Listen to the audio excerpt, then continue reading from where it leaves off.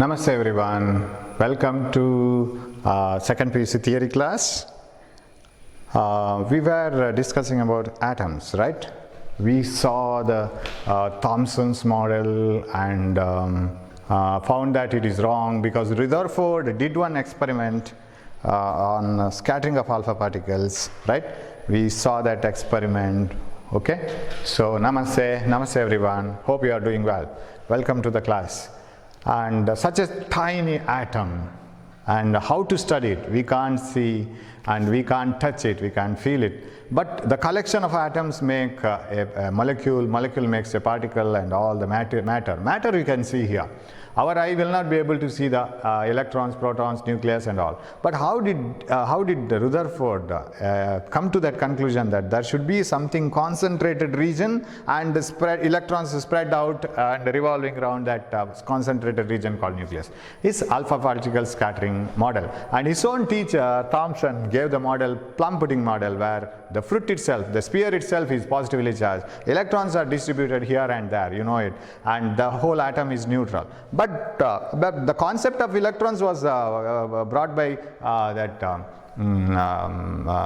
Thomson himself. He created that word, and electrons are negatively charged. But there was a negatively charged particle, and the people were aware of all those beam of electrons, but it was not named like electron earlier itself, right? There was an idea of electrons, but it was named as electron by Thomson. But Rutherford had a very clear vision that it shouldn't be so, because when alpha particles were made to hit onto the gold foil, which is very thin, and some of the alpha particles returned back. If it is so, alpha particle is such a tiny particle, if it has to be returned back from a particular point, in the atom almost all the mass and 100% charge is concentrated at a place called a nucleus, and electrons may be revolving around the nucleus, and most of the atom is an empty space except the nucleus. Nucleus is high dense object, and electrons are revolving around, because all the alpha particles didn't do so. Only few alpha particles returned back. That means the nucleus is not spread everywhere like a fruit. It is concentrated at a particular point. Okay, and most of the alpha particles went without scattering. Very few alpha particles went like this. That means they were going very close to the nucleus, and most of them went straight. That's why the nucleus is very small. And electrons are revolving around the nucleus in orbits, not definite orbits, in certain orbits according to their energy. So where does Rutherford fail? He was not able to explain a particular thing, that is, atom is stable, right? Now we know that atom is stable. It doesn't change its characteristic now and then. In the sense, its structure. It doesn't change its structure every minute. But according to Rutherford, if an electron is revolving around the nucleus, and according to his explanation, suppose electron loses energy by some means, then its orbit, the radius of the orbit should go on decreasing. If it continuously loses energy, because classical theory says that energy is absorbed and given in the form, not form of discrete values, continuous form of energy. And if an electron wants to absorb energy, any energy it can absorb. But actual fact is not so. So Rutherford applied classical theory, and if an electron goes on decreasing, losing its energy, its orbit will shrink and shrink and shrink. Finally, it will fall to the nucleus at the end. Suppose this is the nucleus, and if you find an electron revolving around the nucleus here, and if it suppose loses energy, finally it falls to the nucleus. So its path should be spiral instead of circular.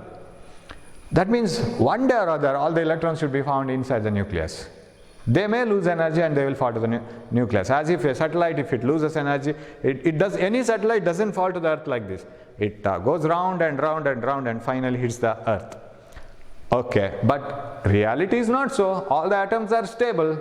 Stability of the atom is not explained by Rutherford's model.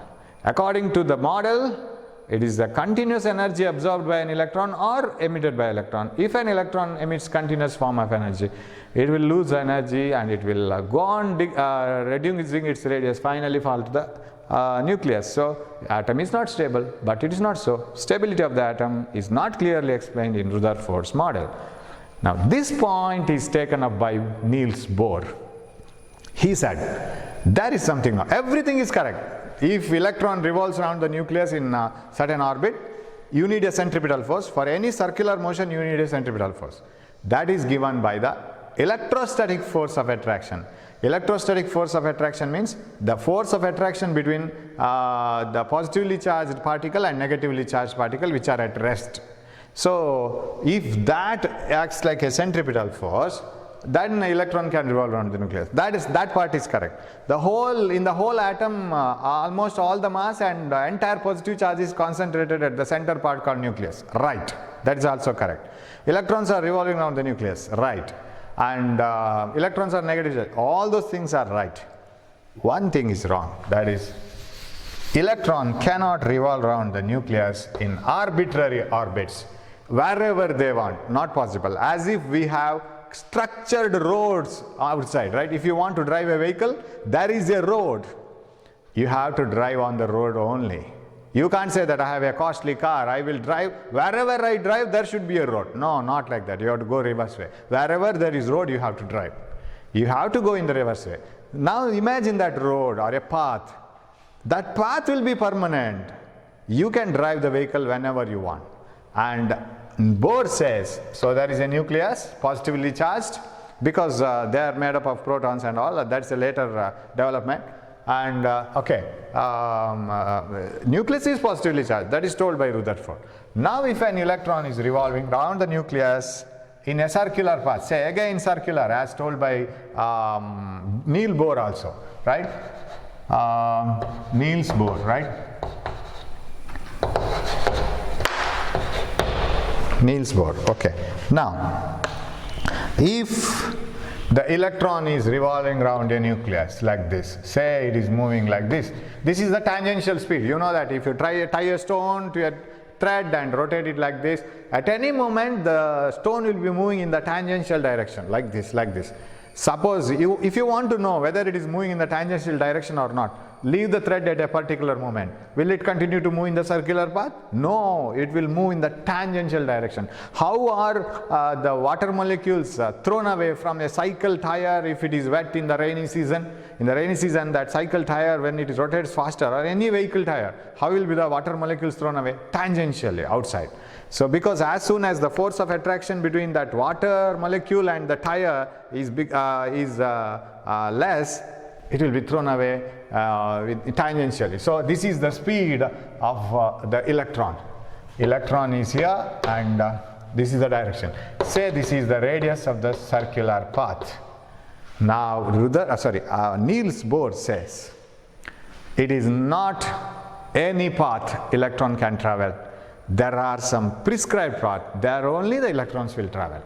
Electrons revolve around the nucleus in a definite orbit or in prescribed orbits called stationary orbits. What do you mean by stationary orbit? Stationary means you have a stationary in your college, right? Stationary means one which is there only, it doesn't move, right? It is at rest with respect to the surroundings. These orbits are also stationary. They don't change their positions. There are some prescribed orbits. There are some prescribed roads. You have to drive your vehicle on the road. You can't create your own road and drive the vehicle whenever you want. Electron cannot revolve around in any orbit. It has to go in a particular orbit. There are prescribed orbits. Sir, how to select these orbits? Can an electron revolve around the nucleus in a particular orbit, which I assume? Okay, it can revolve around in an orbit which you assume, provided your assumption is correct, right? If your assumption is correct. What is the assumption, sir? If it has to be correct and if it has to be wrong, what is the type of assumption I have to make? Bohr says, if you are choosing a path for the electron, suppose I want to put an electron here, I would like to put an electron here. I want an electron at a particular distance from the nucleus and it has to revolve around the nucleus. That's my wish, right? But that wish, whether it is, that wish is permitted or not. Whether you can expect an electron, whether you can see an electron actually revolving in that path or not. Bohr says, if you want an electron to move in a particular orbit, then there are conditions. You calculate the angular momentum of the electron. What do you mean by angular momentum? What do you mean by linear momentum? Linear momentum means the mass into velocity, right? It's a vector quantity and it has a particular direction. Mass into velocity is momentum, and because of velocity it is a vector quantity, and its unit is kg meter per second. A body of 10 kg moving with the 2 meters per second has 20 kg meter per second momentum. More the mass of the body, more will be the momentum, right? So when one marble goes and hits to another marble, the second marble is a larger one, it moves little bit lesser. It doesn't move as much as the smaller marble, because smaller marble being lighter will have more velocity. When it hits the larger marble being heavier takes smaller velocity, so that m into v is same. Bullet fired from a gun, bullet moves faster because its mass is less, and gun moves back with lesser velocity because its mass is more. That's why in order to control the gun, it is made heavier and heavier so that its recoil velocity will be less. Suppose you construct a gun and a bullet which are of same mass, what will happen? Right, sir, we have a bullet, special bullet, and whose mass is same as that of the gun, and both are lighter. What will happen? If you fire a bullet from the gun, with what speed the bullet moves forward, with the same speed gun will move back, because its mass is same. So you will have two persons hit at the same time within one bullet. One bullet will finish, another one gun will finish, right? So it should not be so. The gun which is held by the person who is shooting shouldn't disturb or hurt the person. If it has to be so, then the gun should be as heavier as possible, so that its velocity is lesser and lesser, recoil velocity, because of mass, because both will have the same momentum. Okay, that is linear momentum. What about angular momentum? Any object which changes the angular position will have angular momentum. Take a rotating fan, it will have angular momentum. Take a particle moving in a circular path, it will have an angular momentum. How do you calculate the angular momentum of a stone tied to a string and rotated like this? It is moment of momentum is called angular momentum, right?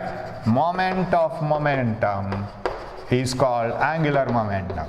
Don't say that, sir, I can understand all this momentum and angular momentum very clearly, sir. Don't say it like that. This is the first PUC portion. You should have already known this, right?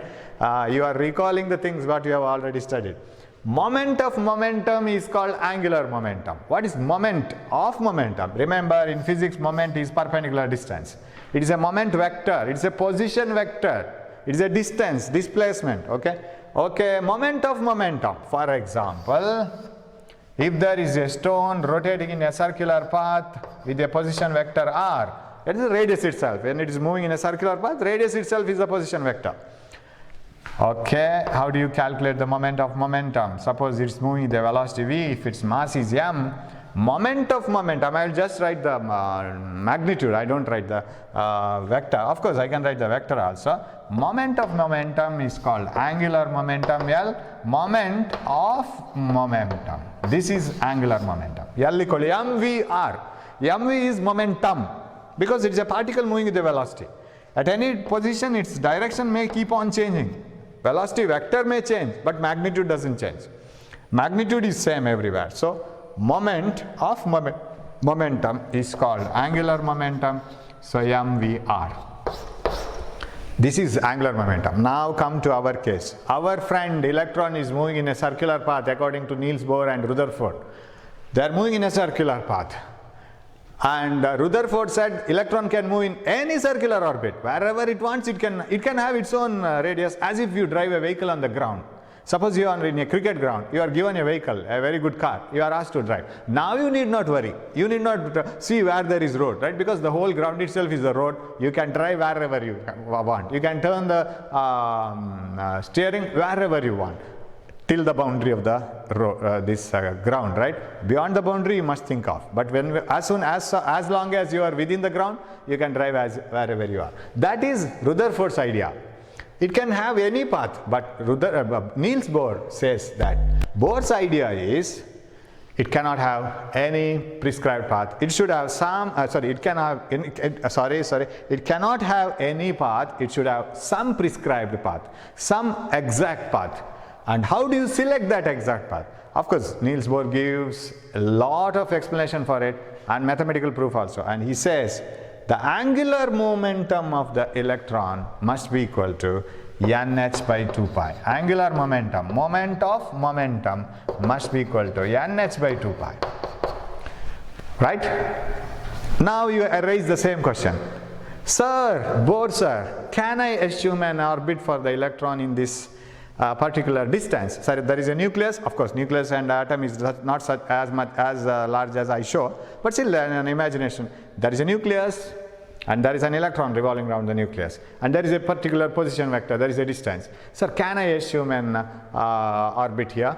Okay, let us check your orbit is correct or not. Measure this distance r. Now there should be a minimum speed for the electron to revolve around, otherwise it will collapse, right? So you should give a minimum speed for the electron. If the speed is more, it will be thrown away, and if the speed is less, it will fall to the nucleus. So there should be a minimum speed given. Try to calculate that minimum speed. For example, if you tie a stone and rotate, there should be a minimum speed with which you have to turn, otherwise it won't rotate. Otherwise gravitational force will be predominant and it will pull it back. Okay, so there is a minimum speed. Mass of electron you know, right? Mass of electron is 9.1 into 10 to the power minus 31 kg, and the velocity with which you have to turn, you fix it, a particular value, and radius you have fixed, and you want to have a electron revolving around the orbit like this. Calculate. If it is equal to 1h by 2 pi, you know what is h? 6.6 into 10 to the power minus 34. N equal to 1 you put.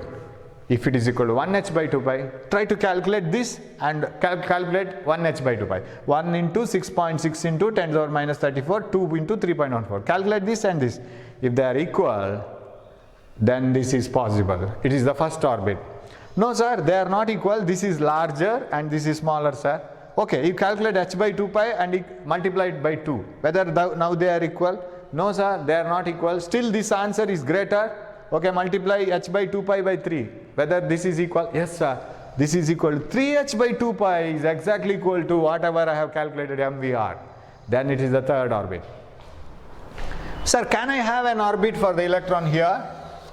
I would like an electron to travel in this path, sir. Calculate r. Calculate the speed with which it has to be moving. Substitute the mass, substitute the velocity, substitute the r value, calculate the angular momentum. Sir, it is neither equal to 1h by 2 pi, nor equal to 2h by 2 pi, not even 3h by 2 pi. It is not equal to any nh by 2 pi, sir. N ranging from 1, 2, 3, whole numbers, integers.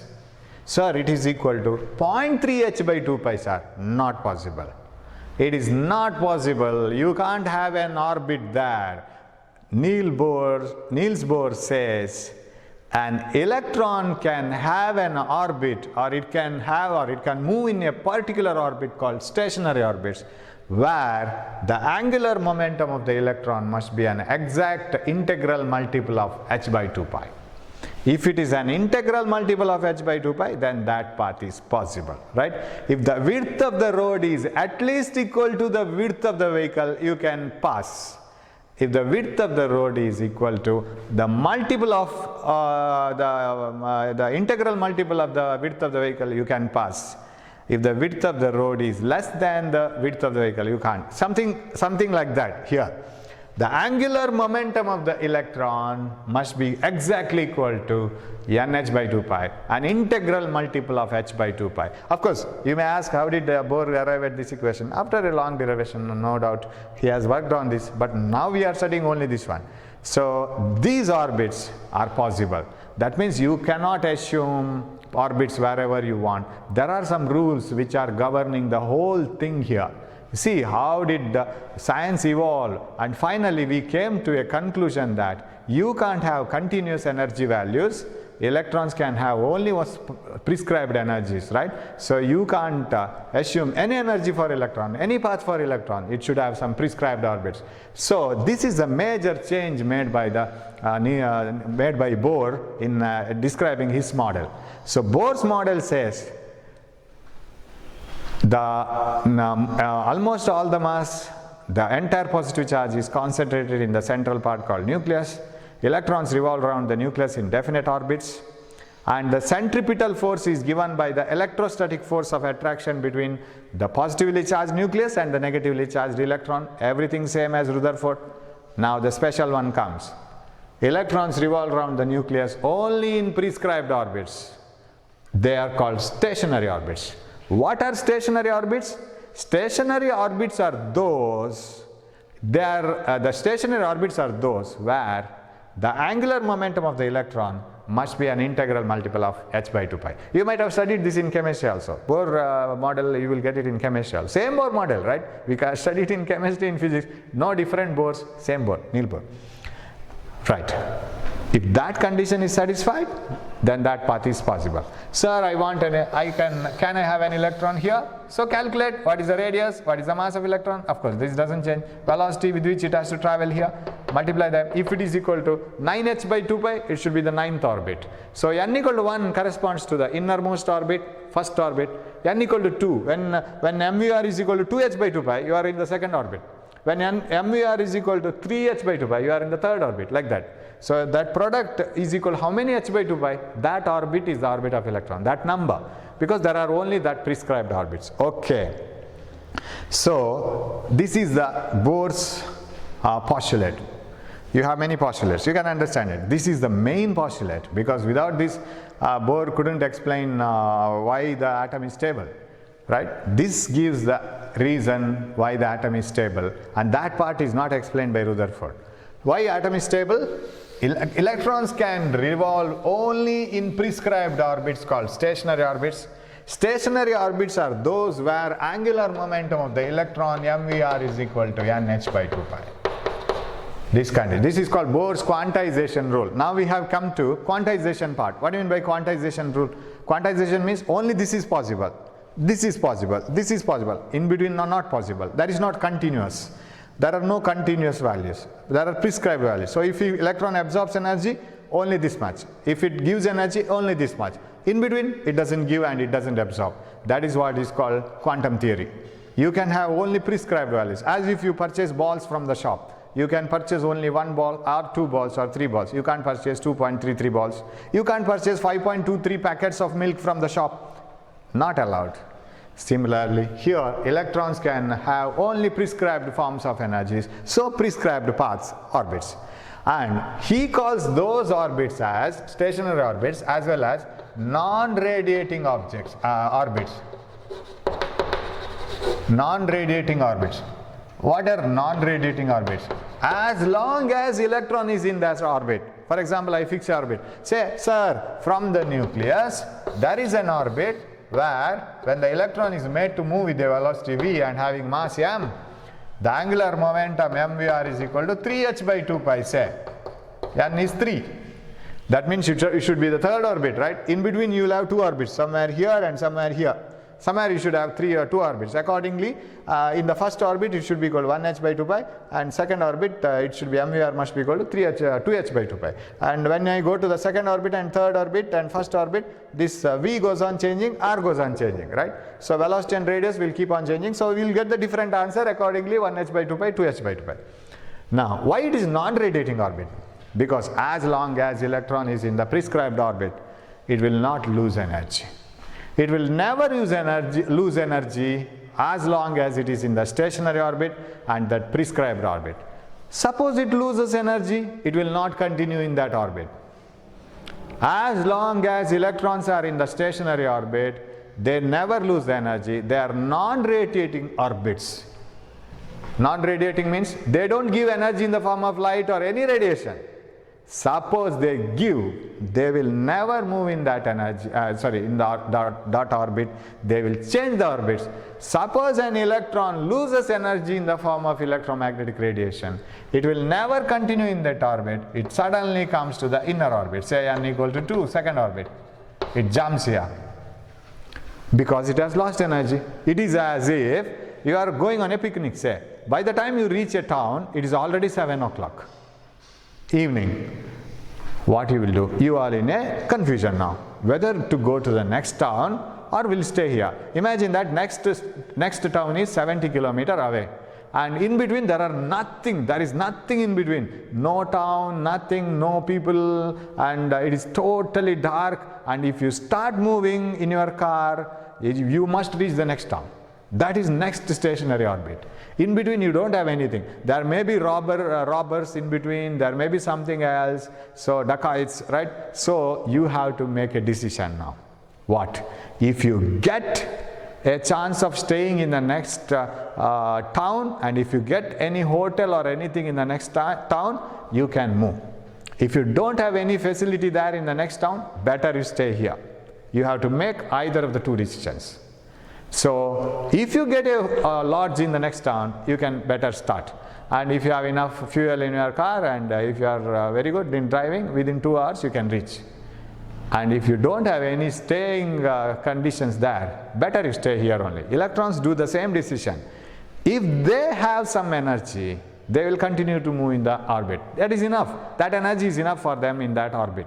If they lose energy, definitely they will lose that much of energy which is and the remaining energy must be suitable for next orbit.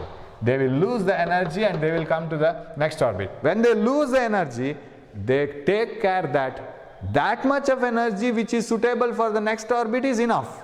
They don't lose all the energy and return back to the nucleus. They don't do so. So, when an electron jumps from higher energy level, say initial energy level EI, to the final energy level EF, it loses that energy EI minus EF in the form of radiation, and that is emitted in the form of electromagnetic radiation H nu.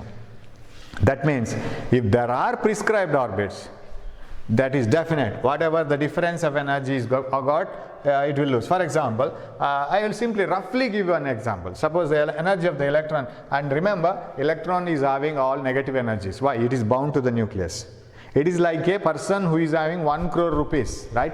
Remember, it is 1 crore rupees loan. He is bound to the bank, and he is having negative wealth. His wealth is not positive. It is of bank, and he has to pay, and he is bound to the bank. Bank manager will not allow him to go to this outside this nation, right? For foreign, right? He can't have foreign tour. He should be within the town, and he should be reporting to the bank every now and then and paying the loan every month. He is bound. His 1 crore rupees is negative, it is not positive. Similarly, electron is bound to the nucleus, so it is always under the control of the nucleus. That means, suppose this energy is minus 12 electron volt. This energy is minus 18 electron volt. Suppose an electron, so this is more, right? Sorry. This is minus 18 and this is minus 12. This is minus 12 electron volt and this is minus 8. How much I have written? Minus 12 and minus 8. Okay. I don't know how much I have written. Okay, minus 12 and minus 8. Minus 8 is what I can say. Yeah, this is greater compared to minus 12. Is it so? Minus 8 electron volt is greater than minus 12 electron volt. Sir, why it is so, sir? Because it is negative, right? Having 1 crore loan is worst condition. Having 20 lakhs loan is a better condition. Minus 20 lakhs is better than minus 100 lakhs, right? Minus 1 crore. Am I right? So minus 20 lakhs is better. Minus 20 lakhs is having zero loan. Beggar is better than a person who is having 1 crore loan, because beggar is free from all the banks. He need not ask bank manager to go here and there. He is having no loan, nothing, and he is free. He may not be having positive wealth, but 0 is better than minus 1 crore. Similarly, here, minus 12 volt is minus 12 and minus 8. Did I go wrong? No. This should be, so here it should be more energy. Outside energy should be more. Yeah, this is minus 12. What I have written in the beginning is correct. Minus 8 electron volt. Yes. This is greater, this is smaller. Yes, now it is correct. Minus 8 electron volt is greater in the outside energy state. Minus 12 electron volt is lesser in the inner energy state. This is more bound, this is less bound, right? Minus 12 electron volt. More bound. This is less bound, correct? Now it is proper. Now, when the electron jumps from this orbit to this orbit, what is the energy emitted? The energy emitted is higher minus lower. Minus 8 minus of minus 12. That is plus 12 minus 8. 4 electron volt of energy is emitted. EI minus EF. So, better you understand that negative concept. Bound energy. as the electron absorbs energy, okay, so as it jumps from the higher energy, initial energy level EI to the final energy level EF, EI minus EF must be given in the form of radiation. So what is EI minus EF? Minus 8 minus or minus 12. This is higher, this is lower. 12 minus 8, 4. 4 electron volt is given out. Suppose it absorbs energy, goes to the higher energy level. If it absorbs energy, goes to the higher energy level. That means in between, suppose this is n equal to 1 and n equal to 2. This is the first orbit, stationary orbit, and this is the second stationary orbit. In between you don't have any orbits at all. Not possible, because if you assume an orbit like with yourself, then angular momentum will not be equal to either 1h by 2 pi or 2h by 2 pi. It may be equal to 1.5h by 2 pi. That is not possible. N can have only 1, 2, 3 integral values. So if it jumps back to this energy level, it goes here. And here is a stationary orbit which is safe, and it continues the journey like this. Sir, while losing, won't it lose 3.5 electron volt energy and keep some more energy with it? No, because if it loses 3.5 electron volts of energy, it reaches here, there is no orbit at all. If you travel only for 50 kilometers, you won't reach to a city, another city. It is a very dangerous condition. You will be somewhere in between, and thieves may attack you. So either you have to be here in this town or that town. Only two options. Similarly, electron, if it loses energy, it goes to another non-radiating orbit, maybe of lesser energy, whatever it is. So when the electron loses energy, it jumps from one non-radiating orbit to another non-radiating orbit, and it is safe in another non-radiating orbit. Maybe it's energy less, but it is not allowed to go to the nucleus. So what Rutherford said was, if an electron loses energy, it can lose any amount of energy. So if it continuously goes on losing energy, its path becomes spiral and it finally falls to the nucleus. Such case cannot happen because in Bohr's theory, electrons select their own orbits and they move in only stationary orbits. As long as they are in the stationary orbits, they do not lose energy. That is why they are called non-radiating orbits. And once if it loses energy, it will never continue in that orbit. It will go to another inner orbit and be safe and revolving around in that stationary orbit. And it loses energy which fits for the difference of this energy. So if an electron in this orbit loses energy, it loses exactly 4 electron volts of energy and comes to this orbit. Because there is a stationary orbit, right? Suppose you fall from the second floor, definitely you will be on the ground because that is the safest place, and you won't fall below the ground, right? So unless there are some arrangements, right? So wherever be the floors, the worst condition is you will be on the ground, right, if you fall. So that is the most stable position, right, on the ground, and further you won't fall. Similarly here, it falls to the next stable position. Here it continues. While absorbing, suppose an electron is found here. Its energy is how much? Minus 12 electron volt, which is more bound. This is less bound, minus 8 electron volt. You call this electron. Do you want to go to the second energy level? Yes, sir, I want to go to the next energy level. Do you want energy for that? Yes, sir, I need energy. Please give me. Electron says. But you say, you are a little bit stingy. I don't give you 4 electron volt of energy. I will give you 3 electron volt of energy. Will you go?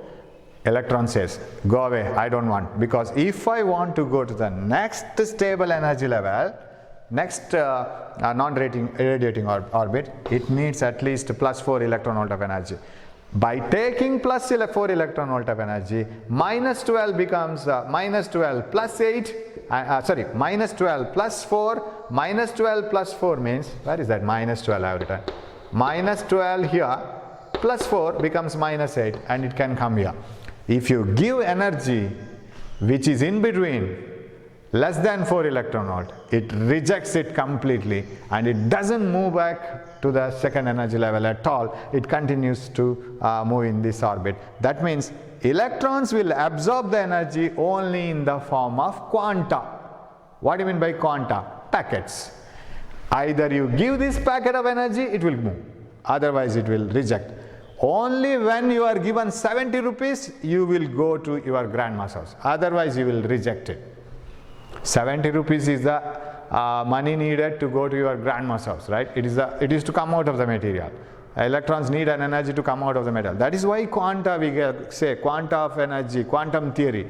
So electrons, since they have prescribed orbits, they can, suppose there are no prescribed orbits, if you can, if the electron can move anywhere that it wants, then even if you give a small amount of energy, it will absorb the energy and increase the orbit, right?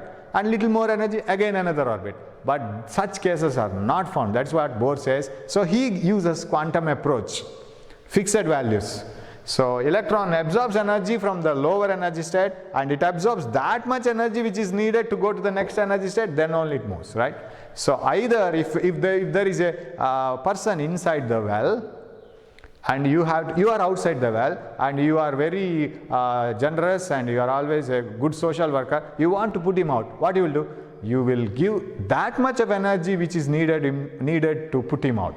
Or will you come to the conclusion that I have only this much of energy, I will pull you halfway and I will leave you. Rest of the thing, if let somebody help you. If you do so, when you put him in the halfway, again he will fall to the ground. Instead, better not to help him so that he is safe inside, right? Somebody else will come and help him. So if you want to help him, you have to help to the maximum. What do you mean by maximum? Take him, remove him from the well. That is the best way. Otherwise, leave him. Similarly, electrons. If you give that much of energy which is needed to go to the next energy level, then only they will absorb it. Otherwise, they will reject it. So that is what is the meaning of the sentence. Energies are absorbed and released only in the form of quanta. A supplier of milk will give exact number of packets to the shop, and a customer will purchase exact number of packets from the shop. Number may be different, but the customer will give 100 packets today to a shop. You will purchase 2 packets. So everything should be talked in terms of integers, and there is nothing like 5.33, 2.75, fractions doesn't exist here. So energies are absorbed and energies are given by the electrons in the form of packets. There are prescribed values, and as long as electrons are in the prescribed orbits, they are called non-radiating orbits. They don't lose energy. If they lose energy, they move from one non-radiating orbit to another non-radiating orbit, and only that much energy is lost. And if they gain energy, that difference of energy is gained and they go to another non-radiating orbits. So non-radiating orbits or stationary orbits are those where angular momentum is satisfied. Angular momentum condition mvr is equal to nh by 2 pi. Remember, this condition is not given by Rutherford. He was not able to explain the stability of the atom. Here the atom is very stable and electron cannot go to the nucleus now, because it has some prescribed orbits. So you have a home for you, right? So you have a very good home where your father and mother live together with you, and they love you very much, they take care of you. So when you have you can't, with a great confidence, you come to college. You study in college because you have in mind that if you are going out of the college, definitely you have your home waiting for you, right? You go to your home. So 2 energy levels are already fixed. So you are not having any worries, either home or college or home. At both the places you are safe. You have that in your mind. So you will be having a happy like that. Similarly here, electrons will only jump from one fixed orbit to another fixed orbit. They don't move here and there as they want. That is what is called quantum approach. Okay, so all these postulates may be asked.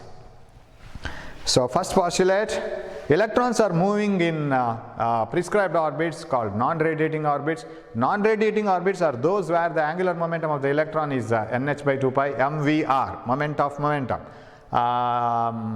is equal to nh by 2 pi. And suppose an electron loses energy, then it goes to the next radiating orbits, inner radiating orbits, and there it is again revolving around with the safest energy, and the difference of energy ei minus ef is given as radiation h nu, and all these phenomena.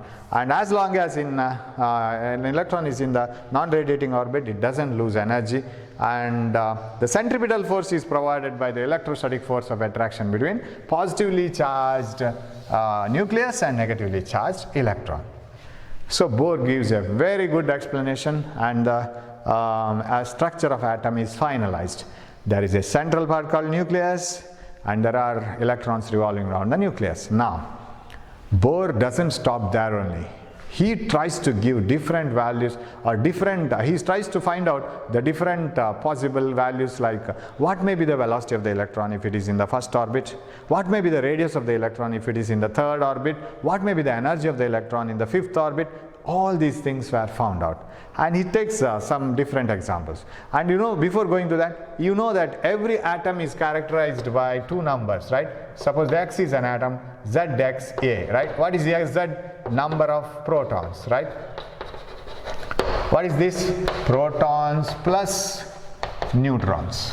We call them as nucleons because both are found in nucleus. So every nucleus is characterized by this number. You know it. Every nucleus is characterized by Z and A. Z represents the number of protons and A represents the number of protons plus neutrons, nucleons. But together they are called nucleons. People in India, Indians, right? Similarly, people in nucleus, nucleons. Protons. Sir, how do you get the number of neutrons only? Subtract A minus Z. Protons plus neutrons minus protons. It gives the number of neutrons. A minus Z gives the number of neutrons. Now you consider a nucleus of atomic number Z. Means there are many protons, Z protons. Say helium, for example, 2He4. Helium contains how many protons? 2 protons. Okay, how many protons inside the nucleus? They themselves are the protons inside the nucleus, 2 protons. Remaining neutrons, 2, because it is 4 minus 2. Out of 4, 2 are protons. That number is included here. Remaining is 2. They are the neutrons. Okay, there are 2 protons. So what is the charge of nucleus? Number of protons into charge of each proton. You know that charge of proton and charge of electron are almost, not almost, exactly equal. But one is positive, another is negative. Only their natures are different. They have different polarity. One is plus, another is minus. So plus ZE, where E is the magnitude of charge of electron, 1.602 into 10 to the minus 19 coulomb. You might have, I have been saying that you have to read the first chapter and you have to see that video clearly. Charge of each electron is 1.6 into 10 to the minus 19 coulomb. That is the easiest particle which can be transferred from one body to another. Okay, plus ZE. Suppose there is an electron, negatively charged, moving with a speed v, and it is situated at a distance r from the nucleus. Now I am going to derive a very small derivation. Now let us try to find out an equation for radius of the circular orbit. Right? Now and we will derive it by using Bohr's postulates. What are the Bohr's postulates? According to Niels Bohr, the electron should move in a particular orbit so that its angular momentum is given by mvr is equal to nh by 2 pi. And another condition is the electrostatic force between the negatively charged electron and the positively charged nucleus must act like a centripetal force. So let us write the formula for centripetal force. mv squared by r is equal to, if v is the speed of the electron in that particular orbit, then mv squared by r must be equal to nh by 2 pi. mv squared by r is equal to 1 by 4 pi epsilon naught. You know the electrostatic force between two charges q1 and q2 separated by a certain distance. Electrostatic force is 1 by 4 pi epsilon naught magnitude of q1, magnitude of q2 by r squared. So here magnitude of q1 is ZE into magnitude of 2 is another charge is q2 is E divided by distance squared, right? So they are separated by a distance r. One is plus ZE, another is E. Okay, now 1 r gets cancelled here, right? Now we will substitute for this and we will use the equation for the condition of that quantization rule. Angular momentum of the electron, moment of momentum must be equal to nh by 2 pi. We will take v from this. V is equal to nh by 2 pi m. Let us try to substitute this here. So put this here. When you put this here, what you will get? mv square, v square is n square, h square, 4 pi m square. 4 pi square m square, right? n square, h square, 4 pi square m square. That is into m, which we are substituting here. Substituting this v here, mv square by r has been cancelled with this. 1 by 4 pi epsilon naught. You must be very thorough with this Coulomb's inverse square law. I hope you have followed that. 1 by 4 pi epsilon naught Z square. Z is the atomic number. We have seen what is atomic number. Z square divided by R square. R is here. 1 R square has been cancelled. Now I want to get an equation for R from this. Where is mvr is equal to nh by 2 pi, and something is missing here. Yes, R is missing. Here is an R. V is equal to nh by 2 pi mr. Where is R? R square after squaring it, right? V square, v square, v square, R square. N square, h square divided by 4 pi square, m square, R square. Yes. What is now radius? So can I cancel one R? Is square here and this R. But this R I need. I will bring this R here, remaining things this side. So on the right hand side I have R, this one. Then this one, 4 pi epsilon naught. The whole thing here, n square, h square divided by, and this z square to the denominator, 4 pi square, m square, and r square, 1 r has cancelled and I have brought it here. Z square is remaining, z square, right? Z square here, 4 pi square m square here, and mn square h square, and this 4 pi epsilon. Cancel the things. 1 pi remains here, 1 pi gets cancelled. Then what else? M square, 1 m remains here, 1 m cancels. And so what is the answer? Radius is equal to epsilon naught n square h square divided by pi m z square. This is the formula for the radius. And we will analyze this formula, right? It is not over. I have to analyze it. Radius is directly proportional to the quantum number n. What does n represent? N represents the number of the orbit, quantization orbit. You can have nh by 2 pi, n equal to 1, 1h by 2 pi. You can have n equal to 2, 2h by 2 pi. They are called quantum numbers. The values which give you exact multiples of energies. It is directly proportional to n square. That means as you move to the outer and outer orbits, radius goes on increasing. So all those things we will see that. Actually in the derivation, in the textbook, there is no z, because Bohr applies all his theory to the smallest atom, simplest atom, that is hydrogen, containing 1 proton and electron revolving around the nucleus. And so z is 1. Z is already made 1 and it is derived. I will derive it again without z, right? But better you study the derivation with the z. Why? In the entrance exam, they will change this z and they will ask you what is the radius. How does radius depend on z? They will ask you. For simple atoms which are hydrogen-like atoms. So, but in the theory exam, you better not write z, but study with z. Because in the exam you can leave z, no problem. But when a z is needed, it becomes difficult. So atomic number we will keep it, but while writing it for the exam, we will leave it. Okay, that you will get that idea later, because you are going to derive, using these two equations, you are going to derive 4 equations. Very, very easy derivations, but this should be very clear. So we will meet with the same derivation and the analysis of this formula and some more derivations in the next class. Thanks for watching the video. Subscribe my channel, because you will get the information about what I have uploaded and what I have given new videos, right? So subscribe my channel, take care of your health, keep reading, don't waste time. Hope all these 3 classes are helping you. Thank you. We will meet in the next class.